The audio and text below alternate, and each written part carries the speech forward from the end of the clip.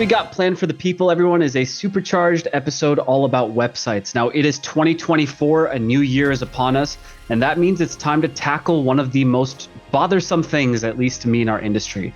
What makes a good website? This is kind of a myth or a fable, depending on who you talk to. Everyone kind of makes up their own answer to that question. And it really bothers me because for the small business owner, for you, our audience, I need you to understand that there is a professional standard in this industry for what a good website means and one that can be beneficial for you. There is a way to measure this. There is a way to see this. And there is kind of a convention we can all agree on. And it starts with understanding a few things. So the website obviously is your online business space. It is a digital storefront where people can find information about your products and services. That's obvious. But what I really want to bring it to is how that website ranks is everything. And we know that a website's quality score can also affect their Google Ads quality score, right? So all of these things work together, not just, because of Google's algorithm, it's because of the user's experience, which is primarily what Google is looking to replicate with their algorithms. They can't physically go to these businesses and test them out to see what kind of experience they give their customers. What they can do is create simulations using different signals to try to aspire to get as close as a human being as possible. So if a website is slow, bad user experience. If the website doesn't have those keywords in the headers or in the metadata, bad user experience. Alcira, in terms of what the average small to medium sized firm should know about Google Ads for running their businesses, what do they need to know? It's 2024. What's changed? What's hot? What's the deal? All right. To actually run on Google Ads, you have to make sure that your business is registered. 100%, guys. There's no way around it. Google actually has a policy now that all accounts are going to be verified. So if you have a business license, you're good to go. As you said, Google has been around for more than 20 years, 24 to be exact, actually.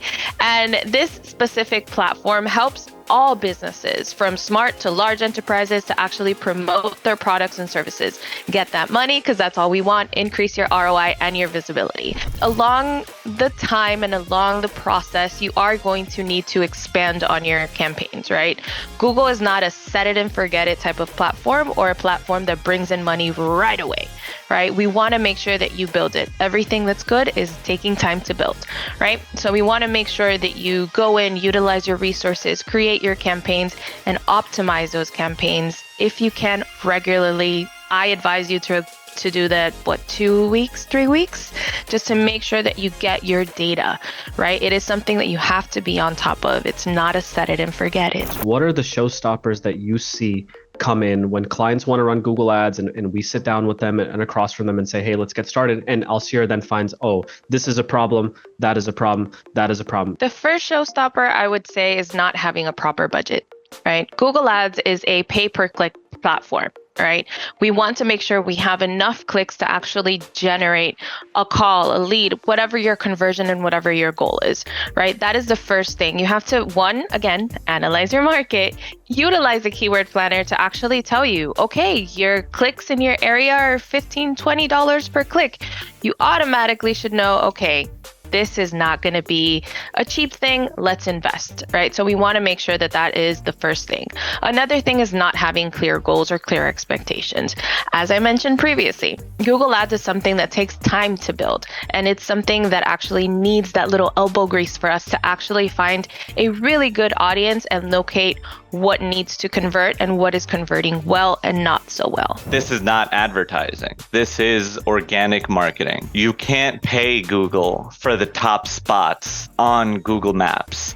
Very similar to the old school website organic ranking. Underneath the map, you'll find 10 and now infinite scroll will show you infinite results, but they are ranked based on relevance of the query and based on how well the website functions. It's very similar to that. That's the old school organic ranking. You can't pay for it. The reviews are also part of the prominence factor on Google Business Profile. So another way to get better ranking on local map for your GBP is to get more reviews and positive reviews. The more positive reviews you get, your rating is going to get better, and Google's going to see that. Consistency, recency of reviews, they're seeing that. They're going to give preferential treatment to businesses that are consistently getting new and positive reviews.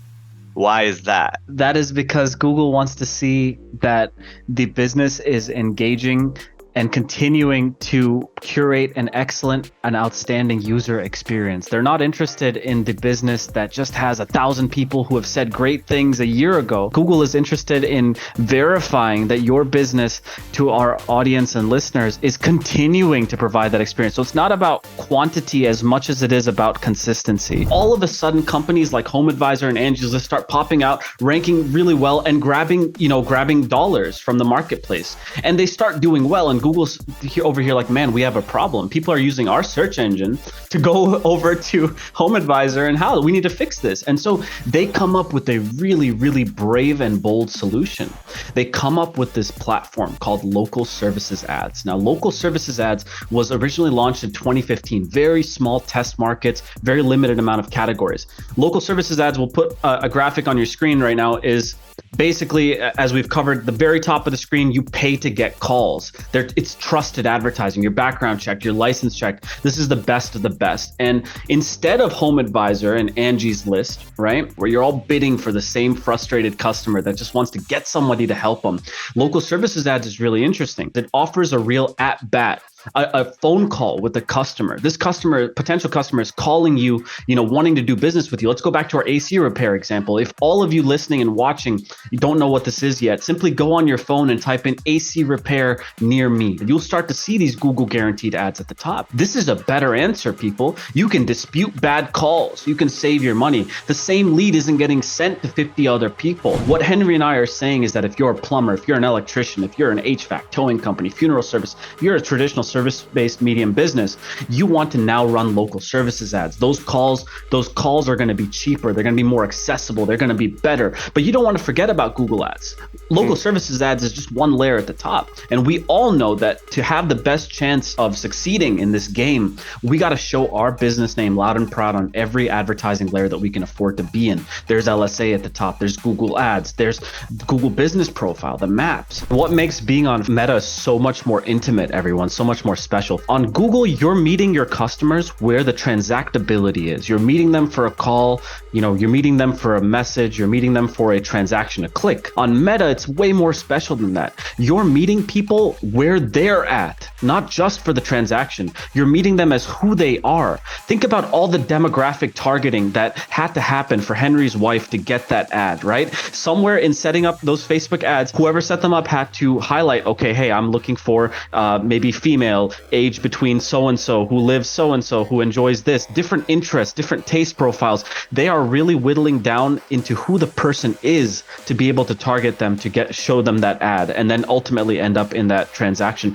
That is a level of granularity. It's a level of specificity in terms of the audience targeting, guys, that is unparalleled. You need to be on TripAdvisor if you're a restaurant or a hotel. You need to be on Houzz if you're a home service, right? There's so many places that you need to be. So you got to really cover the board. Google, Facebook, Instagram, we shouldn't even mention that. That's obvious. You should always be there, and you should have all of that information synced up. Same name, address, phone number, same categories, same services, same logos, same photos, same URLs.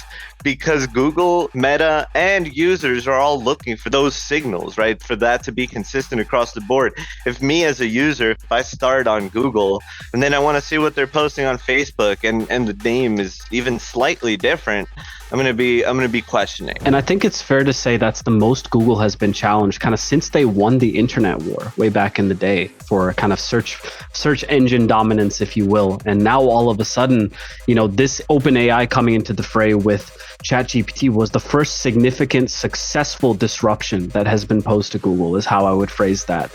And you're really seeing them start to double up and understand that risk, and then put a lot of resources and iterate and adapt, respond very quickly. So it's certainly an interesting time to watch this unfold, and it's only a good thing. When these big tech giants fight, us consumers and marketers and technologists, we win because we get better technology as a result of their beef. Before, when we were talking about websites, it was already paramount. It was already super critical. Now it's even more important because your website, the criticality of having that SEO in good standing, having a good functioning website out there cannot be understated. This means that you can get more visibility, not just across the internet that you're used to, but more expansively also across AI platforms that are also going to leverage, how good your website is as an authority factor in that search to display you or not. So the website is absolutely paramount, even more so in the age of AI. In the illustration you talked about with changing your oil, it's the same thing. I like to say, I stay in my lane. I tell people that all the time. As in, if you are a professional in your area, Miss Hairdresser, I'm going to go to you and let you do what you do best so I can do what I do best, right? And it's the same thing. It's like we're all gifted and talented in our own areas. You know what you're good at. For the business owner, your focus is running your company. You're good at that. You have a passion for that. You're putting your money and your time and your investment in that. So do that, but that might not come along with the skills that you need to have a marketing component that's efficient and effective for your business. So what do? Like I say, I stay in my lane. As a business owner, I would say, let me find someone that knows all of the things, because as you said, in 2024, so many things change. Everything, all of these different platforms that you want to get a part of, they're making changes constantly. As a business owner, I don't have time. And so it's important for you to stay focused on the things that, again, matter to you, that you have the time for, that you have the passion for, what you want to do at the end of the day, and let professionals kind of take over the rest. Cheaper isn't always necessarily better. I want you to always understand that. Cheaper isn't always necessarily better, and more expensive isn't necessarily better either. However, you have to be prepared to pay something. I have to put this out there because a lot of times SMBs or just companies, period, sometimes there's an expectation that the price should be way down here for you to get here. The expectations, like if we just talk about this elephant in the room, sometimes the expectations are a bit higher for what you're willing to pay. And there's a saying that we have in the Caribbean. I'm originally from the Bahamas.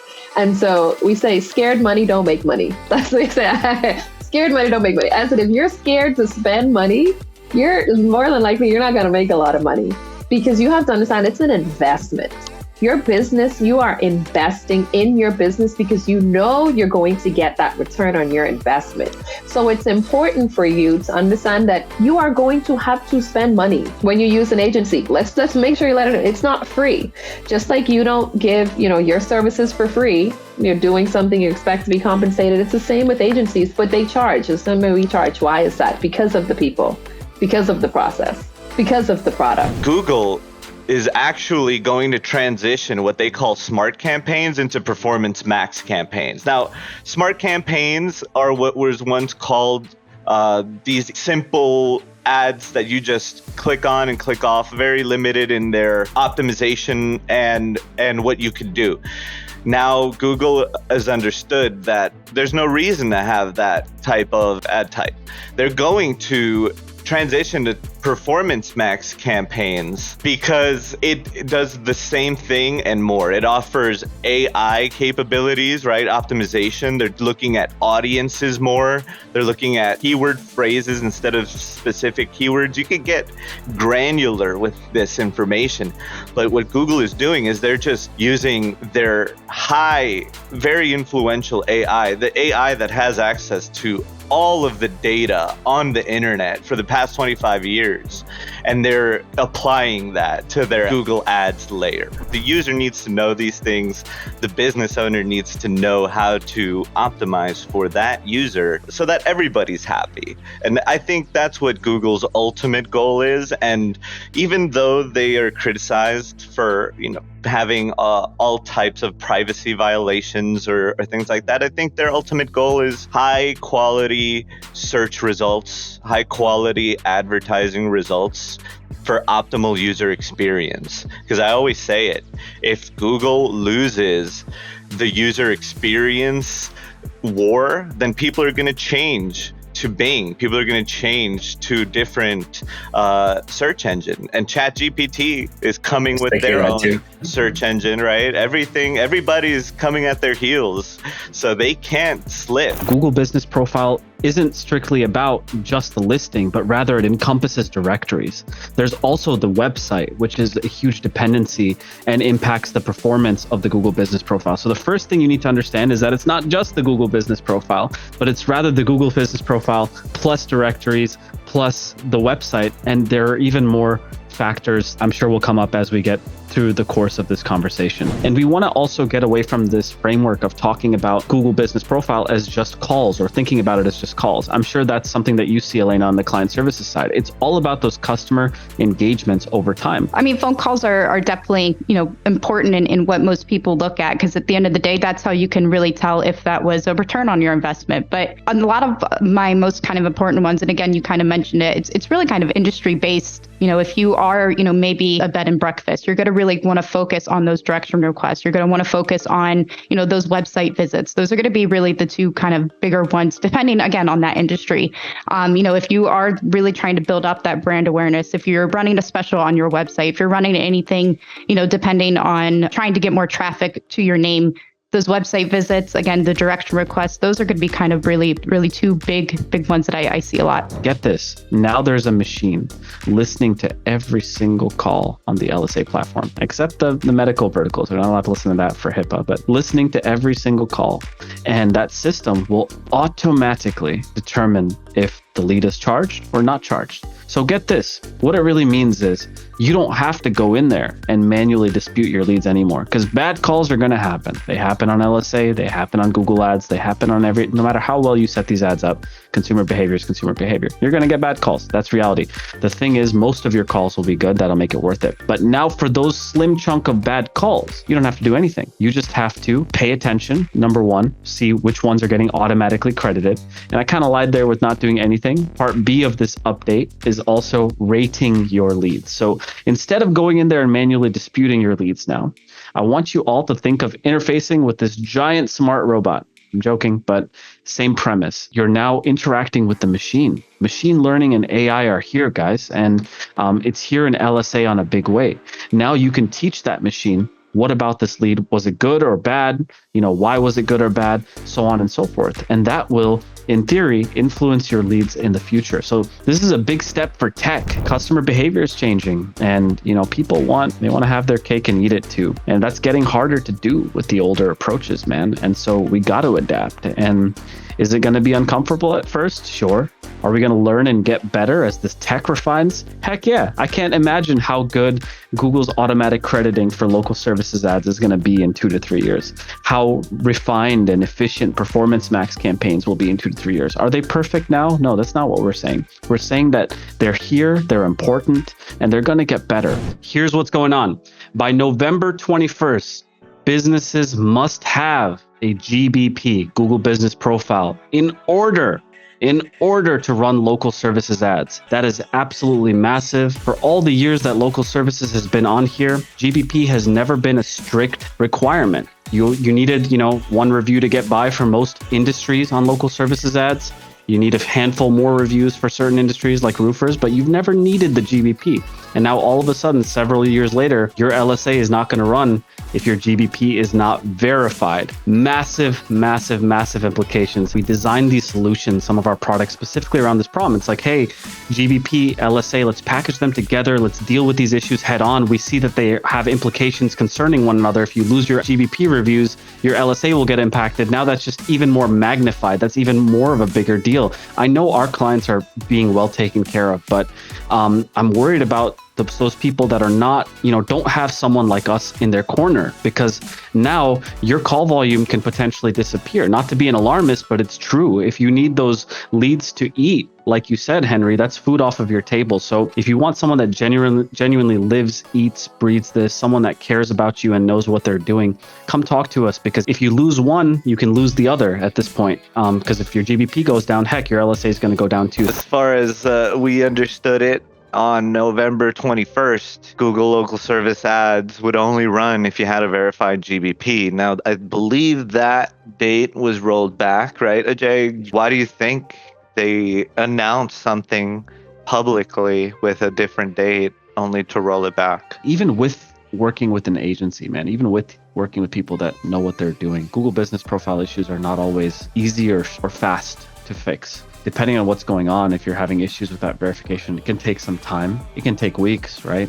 And so I think Google is trying to walk a fine line between adding more trust into their system, basically having people be who they say they are on maps, on LSA, and have that all be verified, and also not being too harsh and too aggressive to where they're penalizing people. The best time to plant a tree was 5 years ago.